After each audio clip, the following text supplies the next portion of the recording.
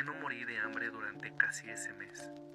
Pues porque llegué a comer desde ratas hasta carne humana, y su sabor era agradable, y gracias a su sangre no me deshidraté.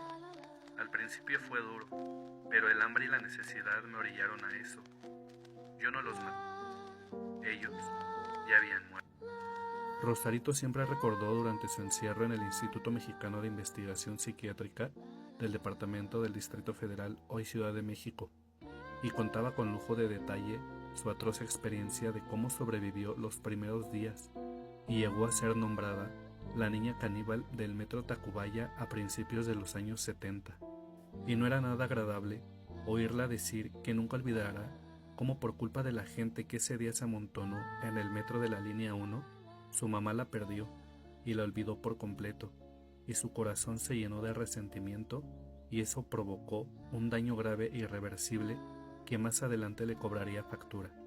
Ella narraba que ese día ya no bajó del tren, y la llevó a los garajes o túneles, llegando al infame tapón o resguardo de trenes, donde por ser una de las primeras líneas contaba con infinidad de pasadizos, y el tren ya no regresó a dar servicio.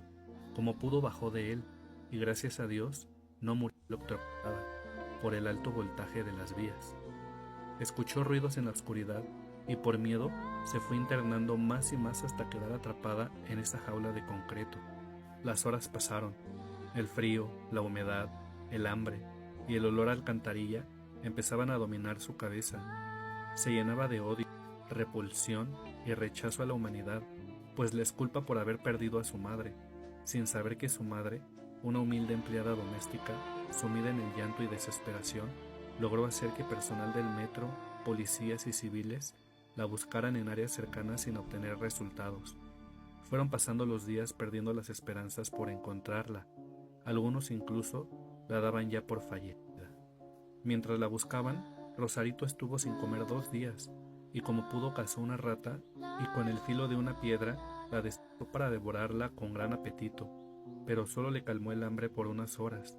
Ella comentaba que perdió la noción del tiempo, que no sabía qué día, hora o mes era, pues estaba tan alejada de las vías que nunca vio pasar algún tren del metro, y por la poca luz se guiaba de las paredes para tratar de buscar agua o algo de comida. Justo cuando pensó morir de hambre, escuchó a escasos metros cómo algo pesado y grande caía cerca de allí. Era un bulto, y al caer lanzó un grito de dolor que duró unos segundos. Poco tardaron las ratas en hacerse presente y empezaron a devorar el bulto. Era una persona en situación de calle, que abrió una alcantarilla para pasar la noche, pero no midió la profundidad y murió casi instantáneamente al caer. Su pierna quedó expuesta y dejaba ver el hueso y la carne. Rosarito comentó, a grandes rasgos, que tuvo que comer junto con las ratas parte de ese cadáver y beber la sangre para no morir de sed. Esta carne amarga y dura la salvó de una muerte temprana. Pasaron los años. La policía había olvidado el caso de la niña extraviada, hasta que unos indigentes cercanos al metro fueron a denunciar cómo cierta noche vieron a una niña de aproximadamente 10 años subir del drenaje y jalar a un indigente amigo suyo, mismo que del posible impacto murió al estrellarse con el piso, pero que era raro el comportamiento de esa niña, pues no caminaba derecha, sino que se arrastraba por el piso como los roedores. La policía reabrió el caso de la niña extraviada del metro, pues la descripción que habían dado las personas coincidían categóricamente con la pequeña. Ese indigente, según narró Rosarito al psiquiatra, fue la segunda víctima de un total de 3 que supuestamente devoró dentro de los túneles del metro, donde, con el pasar del tiempo, se adaptó y por gusto propio ya no quiso salir de allí. Ella ya había encontrado la forma de sobrevivir en ese entorno y ahora convivía por su secuela o daño mental con las ratas a las cuales les agarró afecto y cariño. Se dice que existe un testimonio de una persona que cierta noche, al estar dormida en el piso, fue mordida en la espalda. Comentó que alcanzó a ver a una niña, la cual ágilmente se refugió en el drenaje para no volver a subir. Este dato lo tomó el policía judicial que tenía el caso a cargo.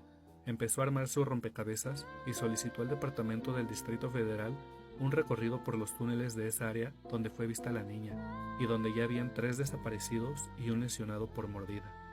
Después de 2 horas de recorrido por los túneles, la policía y el personal de vigilancia del metro encontraron restos de ropa, zapatos y restos carcomidos humanos, con indumentaria que coincidían con los indigentes desaparecidos. Pensaron que las mordidas habían sido provocadas por las ratas, pero jamás imaginaron que se encontrarían con un caso difícil de creer.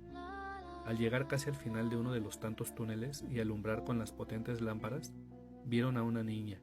Estaba llena de sangre, en su mayoría seca, de pelo largo y mugroso.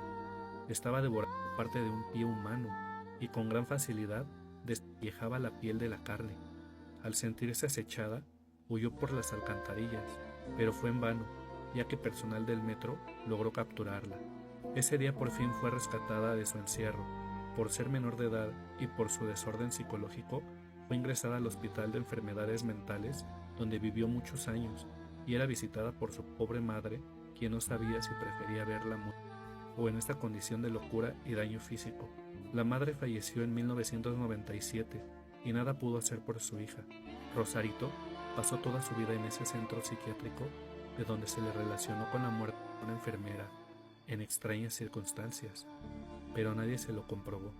Hubo personal médico que prefirió no atenderla debido al miedo. Rosarito murió en el año 2010 de 45 años.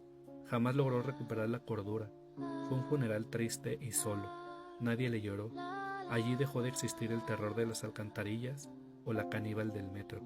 Rosarito Sánchez, la niña que tuvo la infancia más cruda y cruel de esos tiempos. Una historia que quedará guardada como una más de las tantas que circulan en la Ciudad de México.